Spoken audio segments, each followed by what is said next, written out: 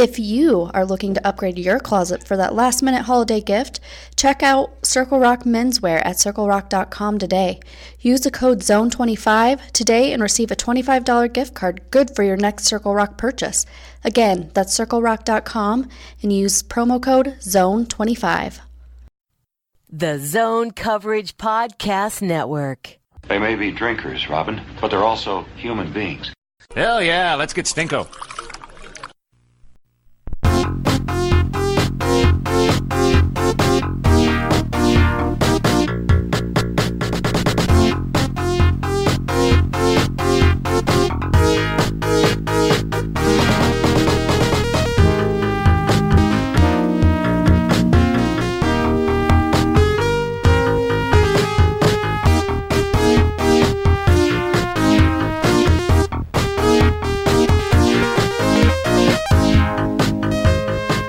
Welcome, Giles and the Goalie Podcast, back in the Egan Studios here today. I am your host, Giles Farrell, and if you are unfamiliar with the show, there is a second host here on the Giles and the Goalie Podcast. His name is Ben Remington. Hello! He's not here today. That was just me mimicking him, saying hello. Did I do a good job? Hello! Ben is out this week. He had an unfortunate home emergency involving a pipe burst, so it will just be me running the show here today on the podcast, which will be very less than otherwise fine this week, so please don't leave. If you would like, I can bring back the lady who read the ad intro prior to the podcast, because it sounds a lot better than my voice, which I get. Anyway, so obviously no Ben this week, so I'm just going to rail on some Minnesota Wild topics, ranging from a little bit of everything. Tried to put together a show that is going to be, a typical show, but there's no Ben to add a counterpoint to my opinion, so it's just going to be my opinion this week. So if you hate my opinion, then too bad. You're out of luck. Thank you to sponsor Circle Rock, again, CircleRock.com, for sponsoring the show and all of the shows at ZoneCoverage.com. And also thank you to NS Marketing for sponsoring the show today as well, and we will come back to that a little bit later. But first, I'm going to open the show like I used to, with a little bit of grinding of my gears, because I am annoyed it is winter, and we live in Minnesota, and that comes my annual MnDOT is garbage rant.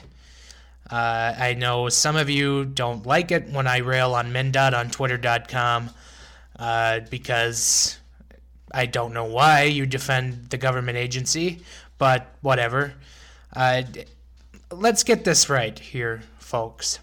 MnDOT is supposed to make sure the roadways are clear, safe during the wintertime, and they objectively fail at doing that. Obviously, when you get into the cities, that becomes a city thing to clear the roads and whatnot, but as a governing body, MnDOT just comes up massively short when it comes to plowing, salting, sanding, whatever it is. And don't give me that jargon about salt doesn't work after such and such degrees. That's total crap.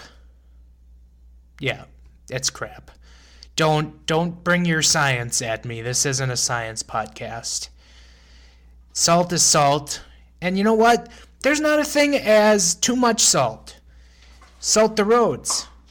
I don't care if it, melts and then refreezes. Resalt. I would rather the roads be oversalted than anything. Just my opinion.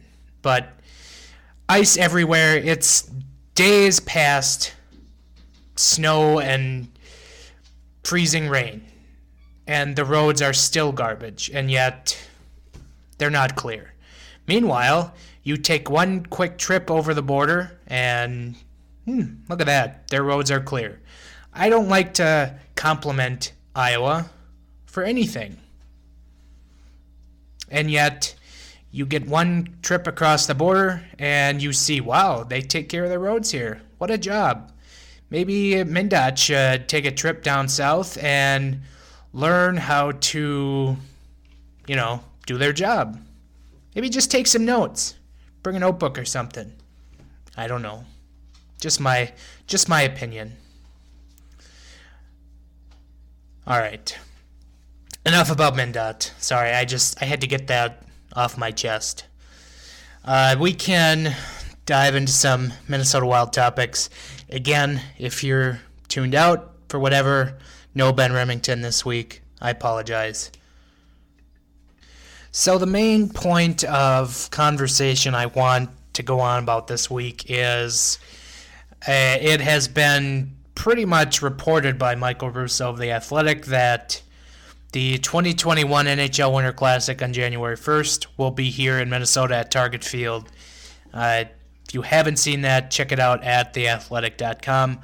But basically in the beginning of that article, Russo does pretty much say it's going to happen, and then I saw a report from ESPN that it was going to be here as well. So you can pretty much bank on the fact January 1, 2021, the Winter Classic will be here in Minneapolis at Target Field. The thing Russo did say that the NHL and the Wild were trying to hash out before they make any kind of an announcement is they're really trying to make it a week of festivities centered around Minnesota, which, makes sense. But, then you get the blah, blah, blah, state of hockey jargon and whatnot, so whatever. I probably have an unpopular opinion when it comes to this. I put it out there on Twitter, but this comes about what feels like 5 years too late for me. The Winter Classic has not been really interesting at all in the last 5 years at least, and that's a generous thing. Ben told me that when I made that remark to him earlier in the week that you're kind of generous with that 5-year estimate. Probably could have been 6 or 7 years too late, but for years and years, the Wild were told you had to get good to get a Winter Classic, and this was early on in the decade. And stay tuned for later when we review more Minnesota Wild Decade in Review trade trees. That is a weirdly popular segment among our listeners. But anyway, earlier in the decade, the Wild get told you need to get good.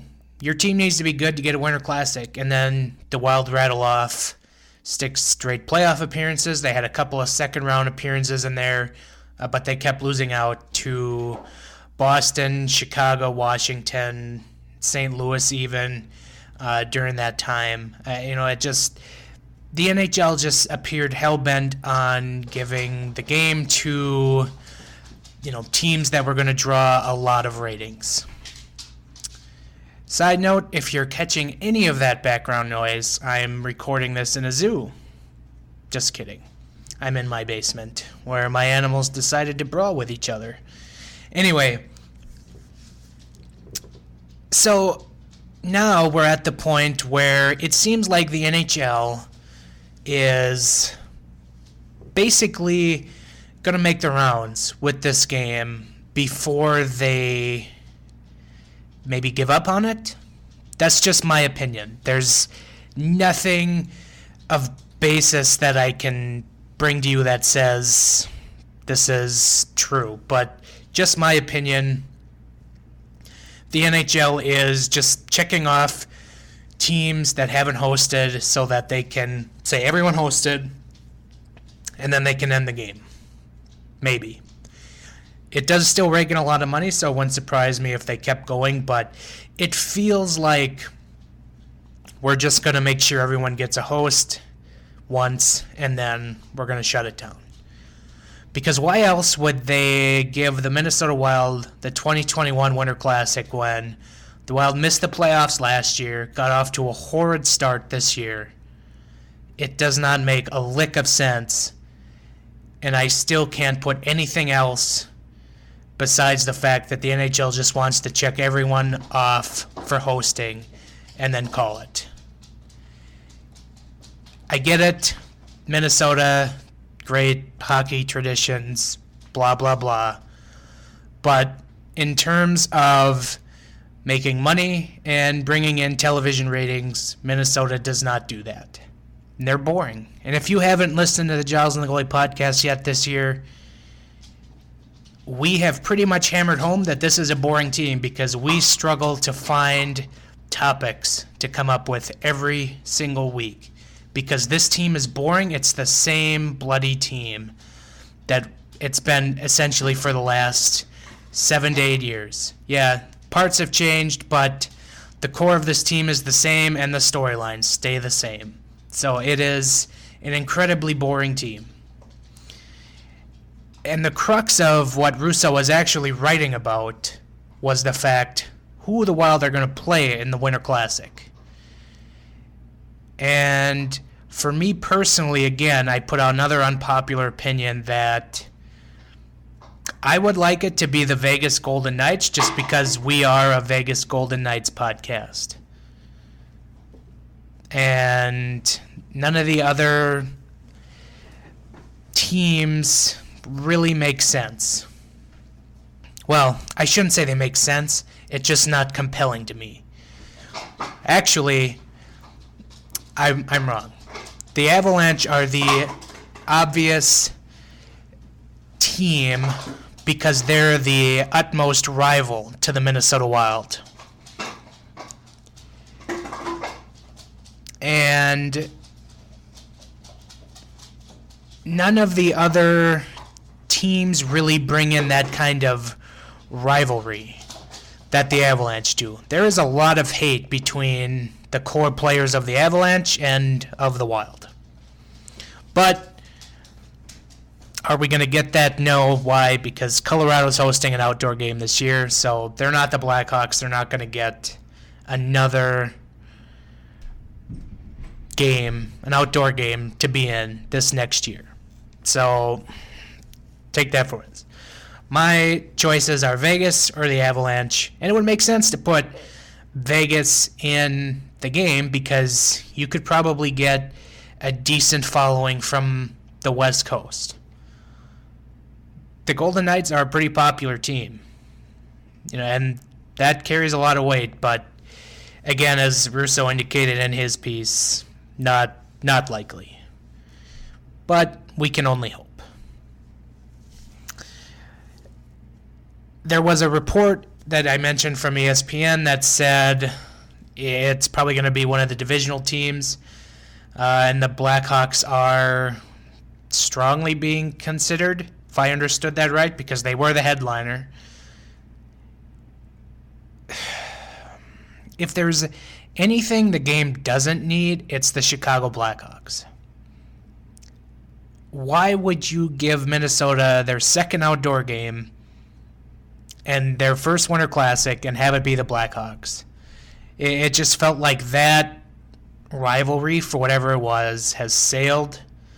The Wild and the Blackhawks just, I don't know, the game doesn't have the pizzazz that it did just even a couple years ago, because both teams have really fallen off in terms of on-ice quality. So I don't think this game needs to involve the Chicago Blackhawks. And also, just on a national level, the Chicago Blackhawks are just a boring storyline. Hell, the Chicago Blackhawks beat writers are tired of doing Winter Classics. Just leave them out of it, please. Let's just leave it at that.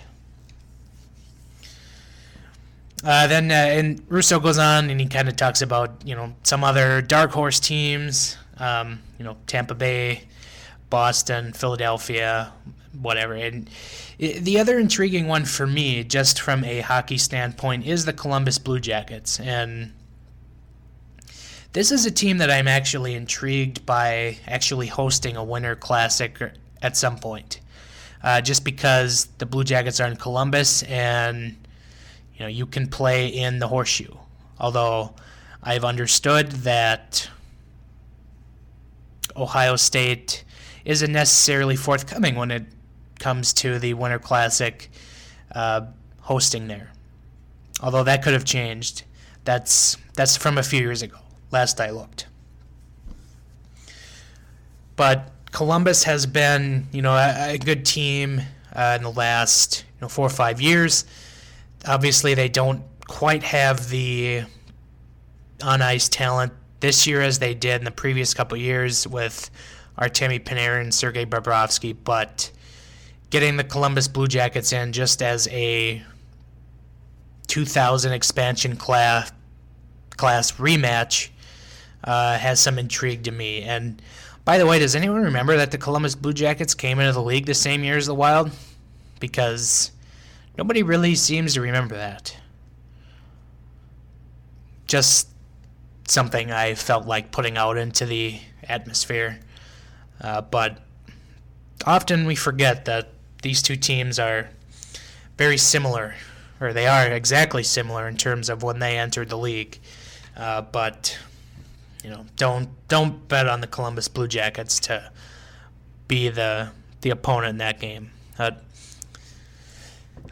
And obviously Target Field is going to be the venue.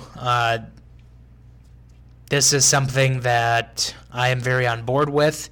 Nothing against TCF Bank Stadium on the U of M campus where the Stadium Series game was in 2016.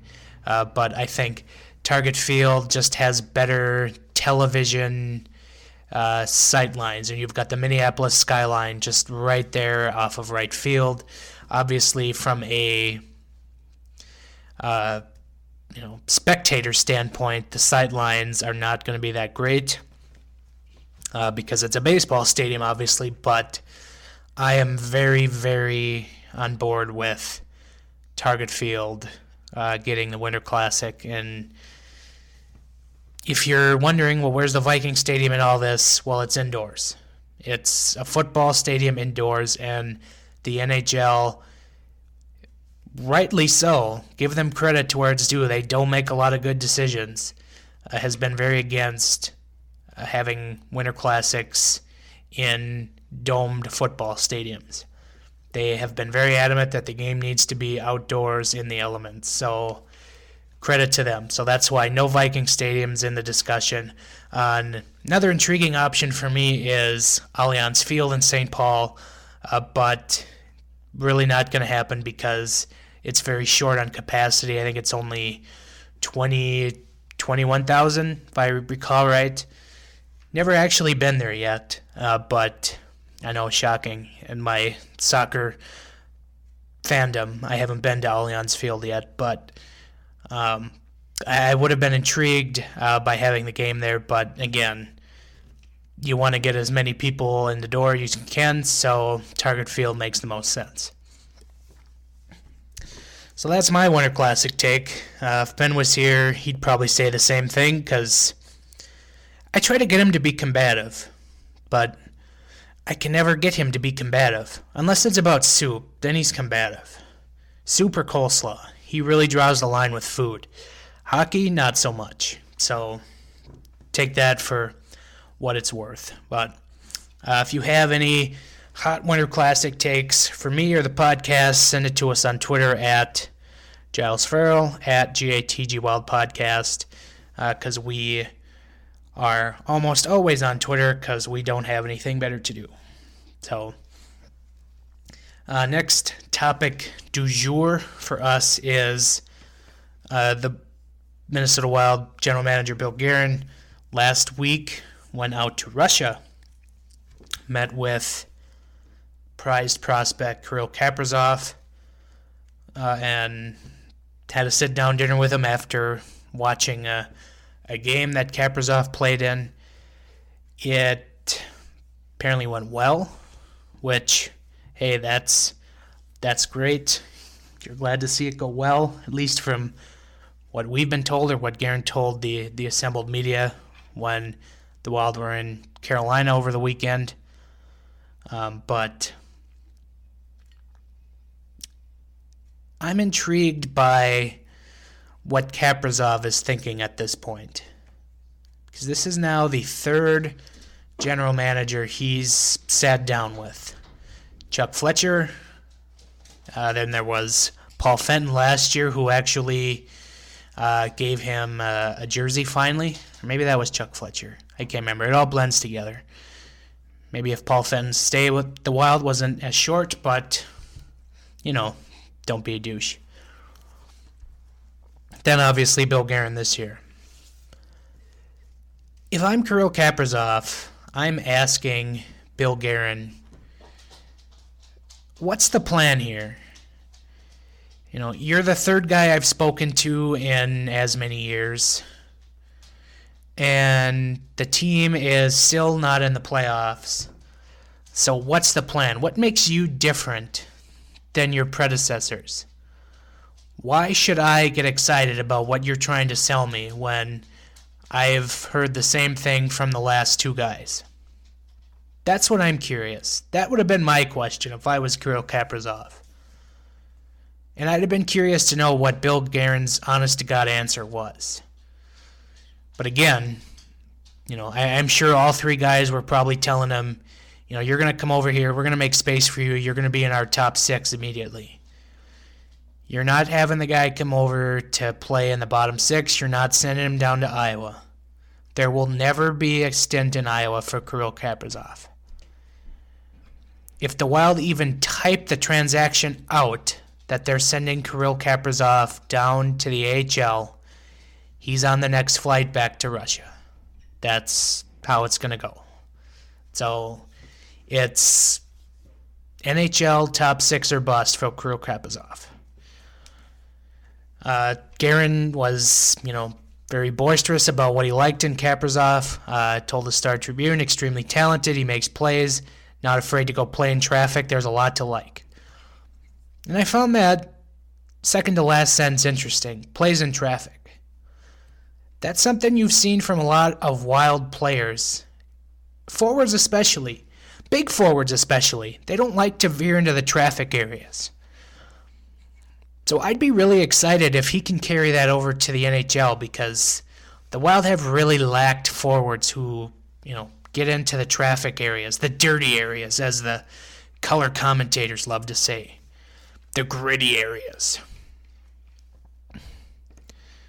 And of course, the first question that was asked and answered was, is he coming over? Guerin said, I don't want to put that pressure on him. He's playing for CSKA right now, and I just want him to focus on that and not worry about next year. Now, that's an interesting thing to say. If I'm Bill Guerin, I'm throwing everything, including the kitchen sink, at Kirill Kaprizov, making sure he comes over here in 2020. Why are you trying to play nice to this league that clearly has not played nice to you? Although I should say, this wasn't Bill Guerin's doing. This was a Chuck Fletcher thing. You remember, Kirill Kaprizov, before he signed that 2-year extension, he was pressured heavily by the Russian Federation to sign that contract. He was benched from the World Championship team, and playing time, if I remember right, on his KHL team went down. They put a lot of pressure on him to sign that 2-year contract to make sure he stays in Russia. And he's been one of the premier players in that league in the last couple years. Why are you trying to play nice if you're Bill Guerin? Don't play nice. As I recall, Bill Guerin was a gritty forward. That obviously did a fair amount of scoring. So get gritty with this. Don't play nice. Dig in. Make sure he knows that he's wanted here. Don't give anything to that league, because it's given the Minnesota Wild absolutely nothing. And that's why I was bothered by that remark. don't want to pressure him. Well, clearly he was pressured previously. You don't have to pressure him. Just let him know that he's really wanted here. But you can also play dirty with the KHL. But I digress. Before we dive into our next topic, we got to pay some bills. And this from NS Marketing, a friend of the show, Brian Reynolds. Are you tired of freelancers and agencies that care more about their conference and public speaking schedule than about the work you're paying them to do? Not quite ready for a multi-million-dollar virtual reality ad campaign? Want to work with someone who you can discuss the finer points of Paul Fenn's ineptitude with? Give Brian Reynolds a chance. His new agency, NS Nancy Sam Marketing, will help you find the right channel, the right message, and the right time to talk to your audience. Specializing in social media, organic and paid, SEO and email marketing, NS Marketing can help sort out your digital marketing strategy. With over 12 years of experience helping everyone from individuals and small businesses to nonprofits and Fortune 500 companies, Brian knows what can be done and what absolutely not be done. Like, not salting the roads if you're MnDOT. So if you're looking for one of us to help you with your digital marketing, go with NS Marketing. Reach out to Brian at nsmarketing.net. Tell him your opinion on soup as a meal to get a free consultation. NS Marketing, better than a broken clock. All right, we're approaching the half-hour mark here on the Giles and Goalie podcast. Again, if you're just tuning in, you've tuned out the last 20 minutes and wondering where the hell has Ben Remington. Again, he's out this week, so it's just me. And I've actually been listening to the Pro Football Talk podcast with Mike Florio. And if you're not familiar with the show, the first hour, it's just Mike talking by himself. So hopefully I've taken enough notes on him talking into the microphone by himself to do a good job on this podcast here this week. Although I don't think I cover conspiracy theories enough, quite like Mike does, but that's neither here nor there. Mikko Koivu, Jared Spurgeon are out of the Minnesota Wild lineup. Both left last week with injury. Both lower body, I believe. Koivu lower body. Jared Spurgeon hand injury. Sorry, that's right. He took a puck to the hand. Cannot stress how terrible this came at a time for the Minnesota Wild when they were actually making real ground in the Western Conference. They were actually in a playoff spot, believe it or not. Absolutely ridiculous to think that 3 weeks ago we recorded a show titled Last in the NHL. And now here we are. The Wild had snuck into a playoff spot before their game against Carolina over the weekend. And if you didn't check out that game against Carolina, the Wild got smoked 6-2, in which Sebastian Aho made it very plain and obvious that Jared Spurgeon and Mikko Koivu were out of the lineup. Jared Spurgeon expected back in a couple weeks, and Koivu we're really not sure about, unless I've blatantly missed something. But going to celebrate Koivu's 1,000th game before the game Tuesday night at home. The festivities will still go on despite the fact that he's obviously not going to be in the lineup, but still a very cool honor to be bestowed upon him. And we went on about Koivu's legacy and tenure with the Wild last week. Maybe it was the week before. I don't know.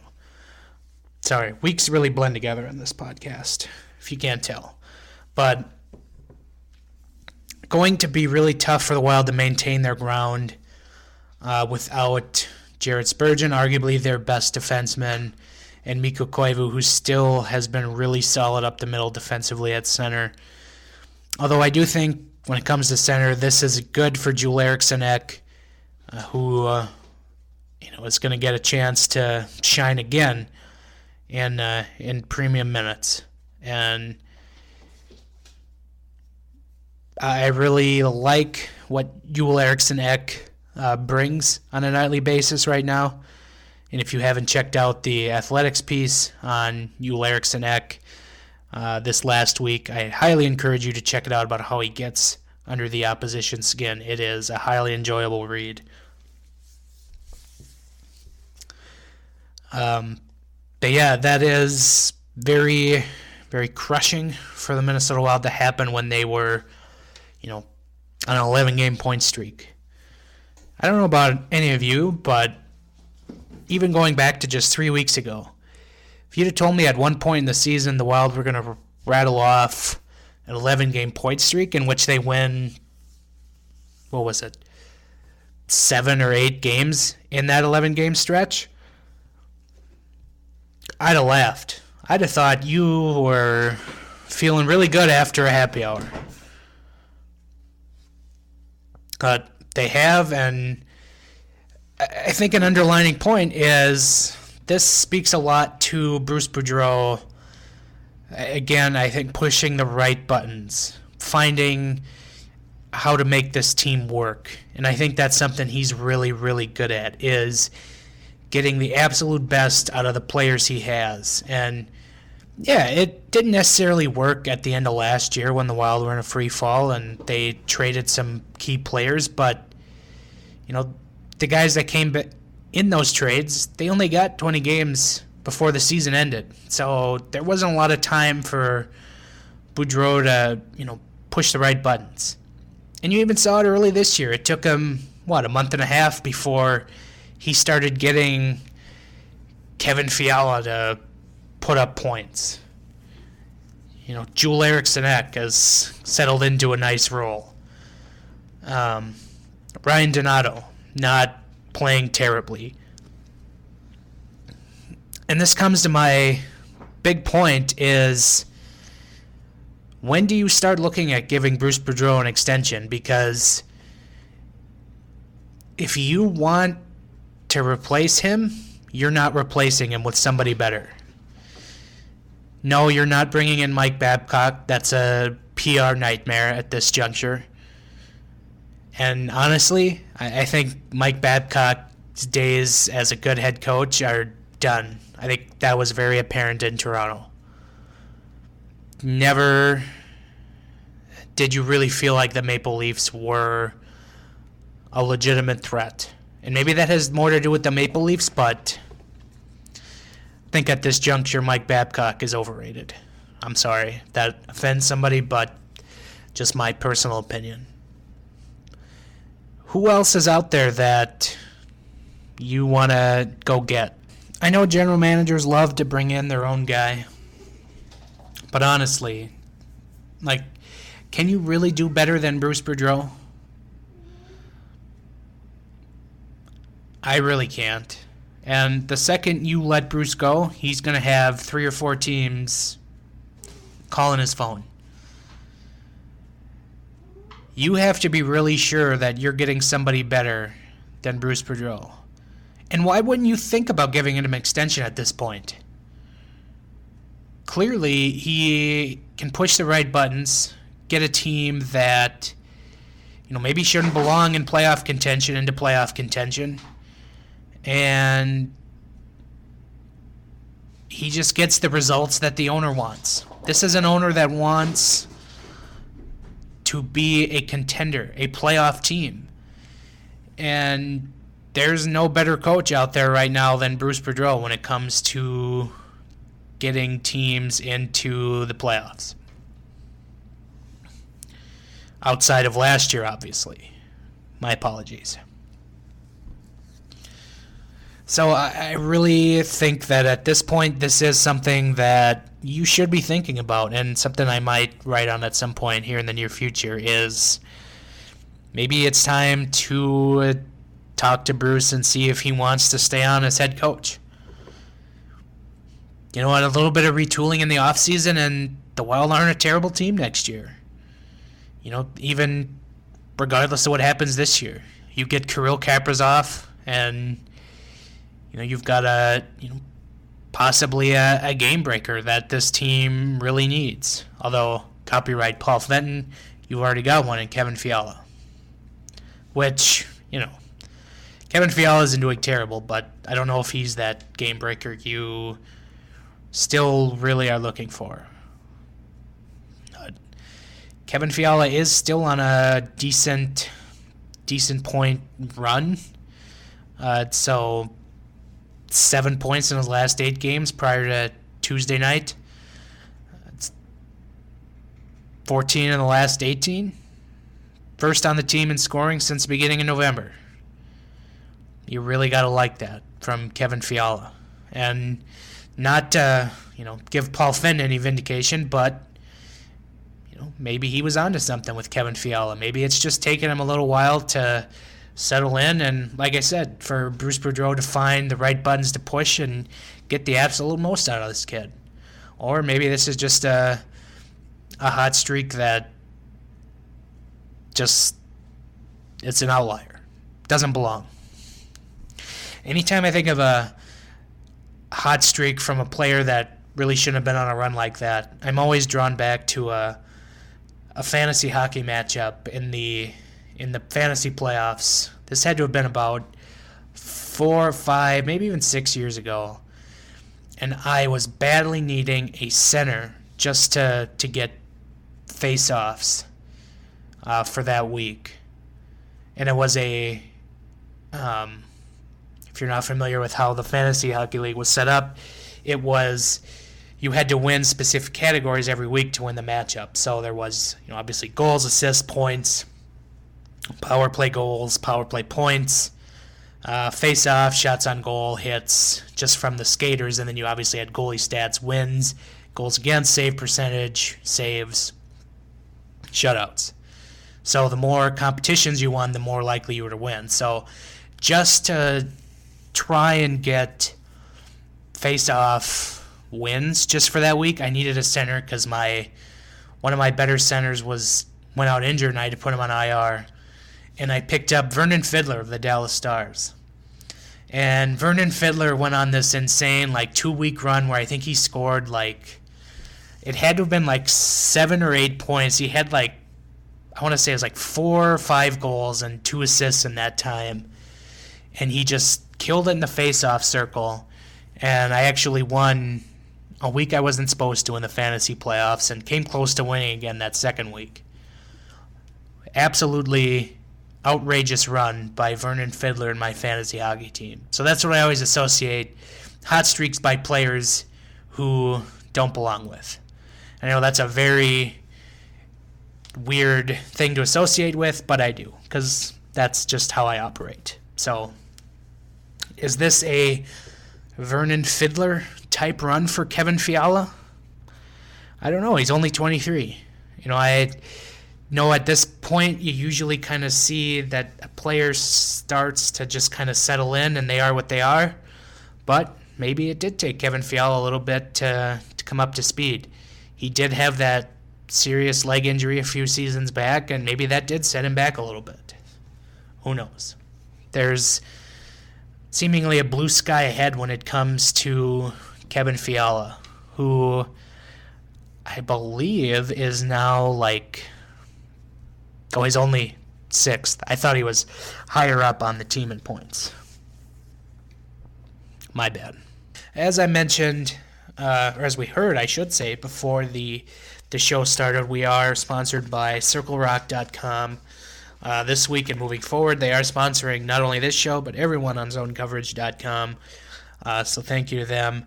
If you, again, need to hear that promo code, that is Zone25 to get a $25 gift card on your next purchase.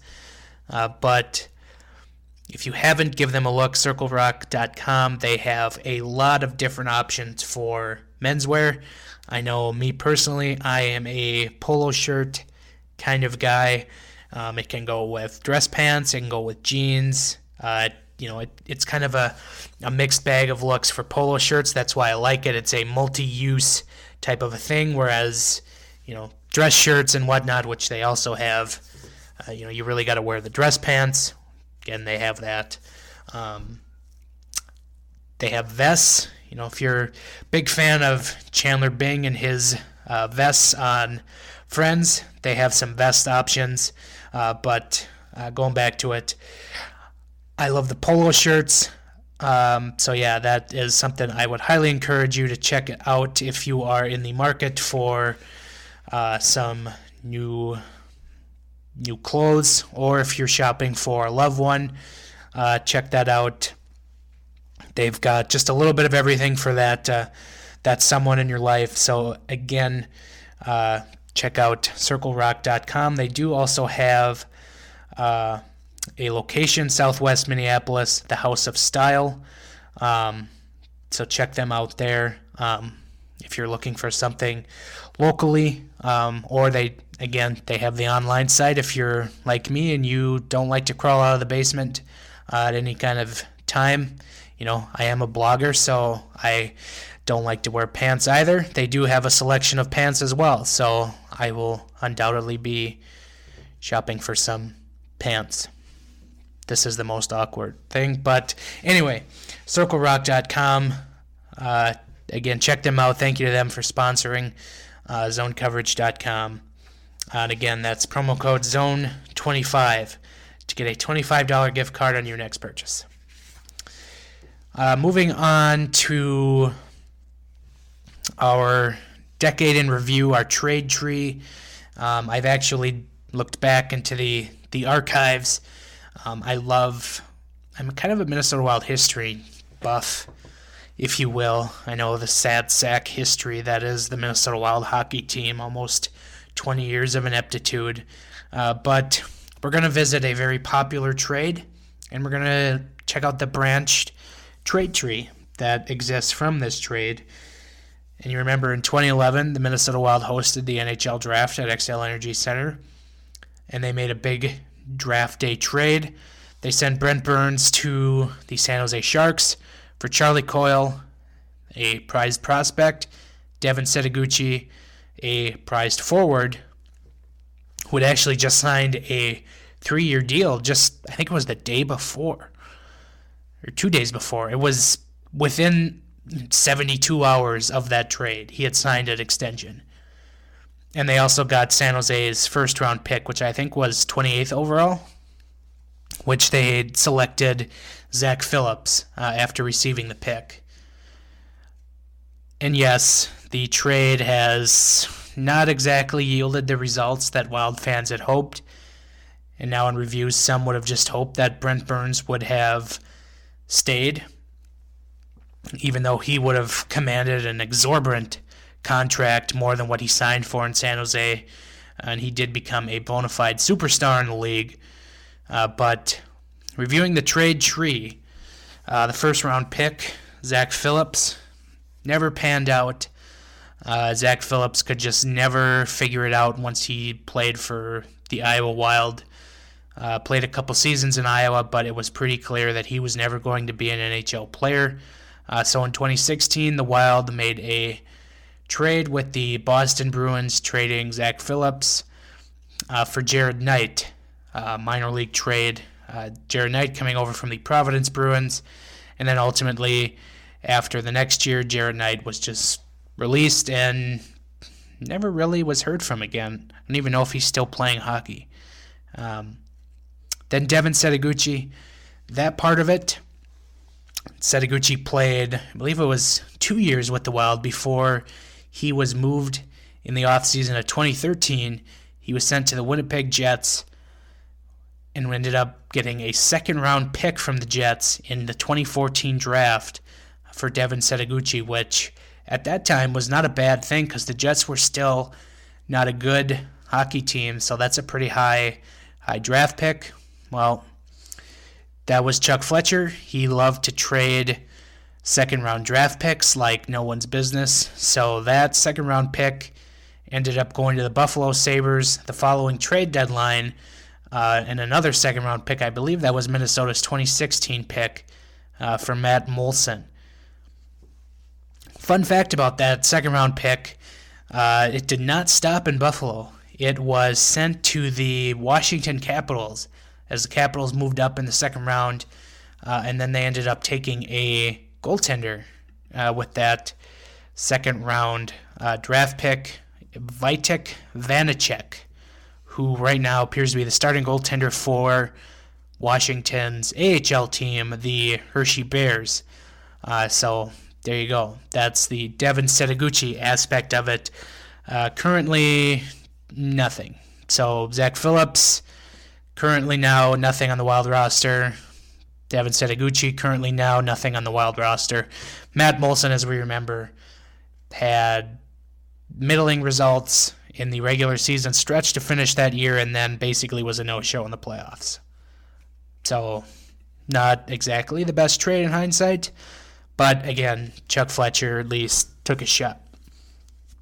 And then Charlie Coyle, one of the longer tenured players in the last decade for the Minnesota Wild, that wasn't already playing in the NHL.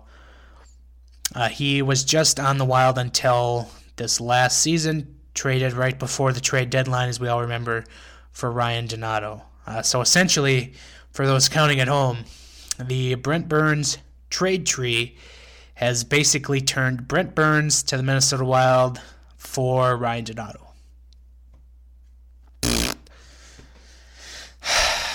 Take a drink if you're not listening in your vehicle. Don't drink and drive. I sure did, because yikes. Not a great way to make a big trade like that. Usually you want it to branch out and be, at least somewhat productive, but not really. So there's your 2010 Decade in Review trade tree for the week. And before we close out this otherwise fine production of Giles and Gloy podcast, we're going to dive into the mailbag. Had a couple of mailbag questions this week. Adam Nelson did ask when the Wild get a Winter Classic game, who would you want their opponent to be? Well, I kind of hit on that at the top of the show. The Vegas Golden Knights would obviously be my choice. And then he adds, notice I didn't ask if he'd be even excited about it. He doesn't care personally, but Winnipeg would have to be the front runner. I didn't really mention Winnipeg at the top of the show in the Winter Classic discussion, but Winnipeg is just a rating nosedive for NBCSN, so I can't see them either.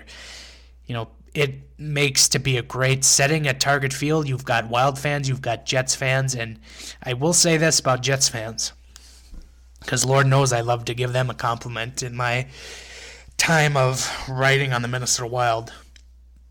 The Jets fans bring out, what I'd like to see Wild fans be. When the Jets fans are here, they're obviously loud. They love to chant, "Go Jets, go." Wild fans are a quiet lot for the most part at XL Energy Center, except for when the Jets are in town. Jets fans come down, they fill the arena, and Wild fans love to chant Ben's favorite, "Let's go Wild." Anytime the Jets start going, "Go Jets, go," Wild fans love to respond with "Let's go Wild." That's a tremendous atmosphere. Now imagine that, 40,000 fans outdoors chanting back and forth like that. What an amazing setting that would be. Winnipeg would obviously be one of my choices, but again, NBC has a huge say in who plays, and I cannot see the Jets being the opponent. As much as I think that would be a great setting just for, Minnesota and Winnipeg fans, I just can't see it. But who knows? Maybe I could be proven wrong. Morpheus from The Matrix asks, who are some potential options for center to either come up from Iowa or through free agency for the Wild? That's his first question. We'll come back to the second one in a minute. But honestly, center, obviously Nico Sturm was called up. He was sent down prior to the game on Tuesday, which I would like to see him get a look. He really showed a little bit of promise at the end of last year. I really haven't seen a lot of Iowa this year, so I really can't speak for how he's played in Iowa, but I would like to see Nico Sturm get his shot at center. And more to speak on the Wild. They need to give younger players their shot while they're still young. Don't just bury them. So, really outside of him, I don't see anyone from Iowa to come up. That's kind of sad sounding, but kind of the truth. Free agency, man, I don't know on this. Like, I really don't want the Wild to be an active free agent team next year. I would like to see them be more of an active player in trades, and I think they kind of have to be. We've talked about in previous weeks how the Wild have to move some wingers off this roster to make space just for Kirill Kaprizov and getting him that spot in the top 6 that he's going to be or has been promised. You got to get him here, and so you got to make some space. And so I think that says the Wild are going to be hopefully active in trades. Free agent centers, obviously, because Mikko Koivu is probably not going to be back with the team next year at this rate. Just reading off free agent centers, Nicholas Backstrom of Washington. I really don't see him getting to free agency. Then there's Koivu. They've got Granlund listed as a center, but honestly, he's a wing. I know Bruce Boudreau would love to get him back if he's the head coach next year. Hey, Martin Hansel's a free agent next year. I know that brings good memories for everyone. Maybe that's not a great list for center. Cody Eakin, it's not good. Not good. So I think even just looking at this list of free agents says try to find somebody via trade. So that would be my answer to the question is go to trade. And then the second question was, why do we keep using Stalock? Why do the Wild keep using Stalock? Well, that's a good question. I'd like to ask Bruce myself. It's another problem for another day. But Capo Käkkinen, just recording this prior to the game Tuesday night, I really like what he's done so far. And hopefully we're going to get another quality start out of him Tuesday night. But again, this just comes back to my point. Give the young guys a shot. Like, I know you've been kind of riding Stalock. He's been the horse, just winning games for the Wild. But at some point, you got to win games 2-0, 2-1. You're not going to get a lot of goals. You can win games 5-4 every night. And you got to see what you can get out of Capo Käkkinen. I know his Iowa stats aren't great, but if I recall, Darcy Kemper didn't have the greatest AHL stats, and look how he's doing now.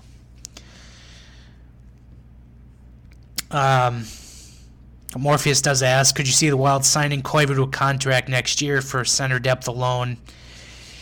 Just after looking at that free agent list, and if there's, maybe no tradable options, maybe if Koivu wants to do a 1-year deal, but it's going to be all what he wants. And, if he wants another multi-year deal, then yeah, hi-ho silver. Gotta move on. And I think just for, development of Joel Eriksson Ek, you got to get Mikko Koivu out of here. As brutal as that sounds, shoving him out the door this point in his career, I think you got to put Joel Eriksson Ek in the top 6 and see what you can get.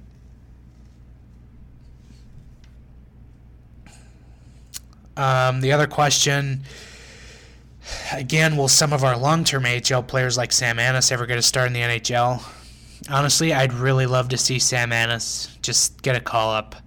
I've said this time and time again on the podcast, but Sam Annis, he's been an incredible player in Iowa, an even better human being. Actually got to do a story on him a couple years ago when I was down in Iowa and I got to cover some of their games, and just a very likable human being. Always has a smile on his face, win or lose. Just makes you feel better when you're talking to him. It sounds weird, but that's how he is. Just a very, very lovable guy. So he's very easy to root for and want to see just at least get a shot in the NHL. Just let him, get that game where he can say play an NHL game. That would just be really cool to see. And for whatever reason, we're on what seems to be general manager number 3 now, who doesn't think very much of him. So that's kind of regretful. And I was kind of surprised to see him re-up here. Shocked maybe he didn't want to go somewhere else and see if he could get a shot in the NHL somewhere else. But maybe we'll see what Bill Guerin has in store for him. So Johnson from Wisconsin asks, who is going to be the hardest expansion decision? I don't know. That's a fair thing, and honestly, expansion just kind of creeps up, so I really haven't given much thought to that. But, he asks Greenway, Eck, Fiala, Cunnin. It could be because the Wild will have Matt Zuccarello on the no-move clause, so they're probably going to have to lose somebody good again, and I don't know. Maybe there is a way for them to kind of keep everyone that, I really value at this point, but, I'm okay with losing Jordan Greenway, or, maybe even Luke Cunnin. So I think hopefully the Wild, this isn't, Bill Guerin's second time around with the expansion draft, but hopefully you just see the Wild just put out their protected list and just let Seattle take whoever straight up. Don't try to make a side deal where you're giving up more assets just to protect somebody else, because that really backfired, and knowing the Wild, it'll backfire again. So that's kind of my brief input on the expansion draft right now. So, that's going to do it for this show. Thank you for listening this far. I cannot believe I talked for an hour. That is very Ben Remington of me, just to ramble on for an hour long. So if you are still listening, thank you so much. Thank you to CircleRock.com and NS Marketing for sponsoring the show today. Again, check them out if you are interested in what they're offering. You can follow me on Twitter at Giles Farrell. Ben is on Twitter at Ben Remington. Podcast Twitter at GATG Wild Podcast. We are on iTunes. If you listen via iTunes, please give us an iTunes rating. It helps boost us up in the iTunes algorithms. We're also on SoundCloud, Spotify. I know some of you listen to Spotify. You tweeted us your Spotify rankings this last week. Thank you to everyone who listens via Spotify. Thank you to everyone who just listens to us, period. It's still very humbling that so many of you listen to us.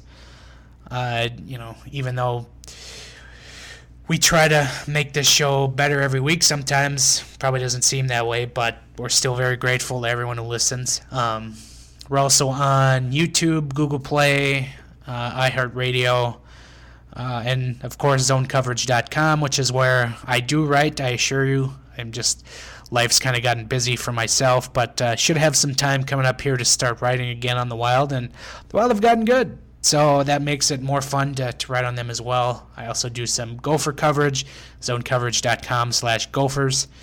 I actually get to cover the Gophers when they're at home. Drew Cove and I split that up. Gopher men's hockey, I should say. That will do it for us, or myself, this week. Thank you for listening, and we will talk to you again next week. Later.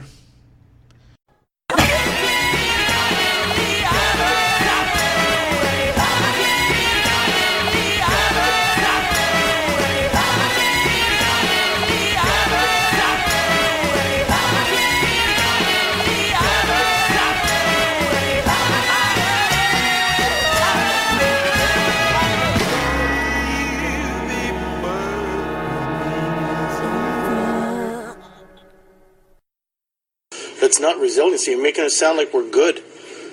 That's all. I'm done.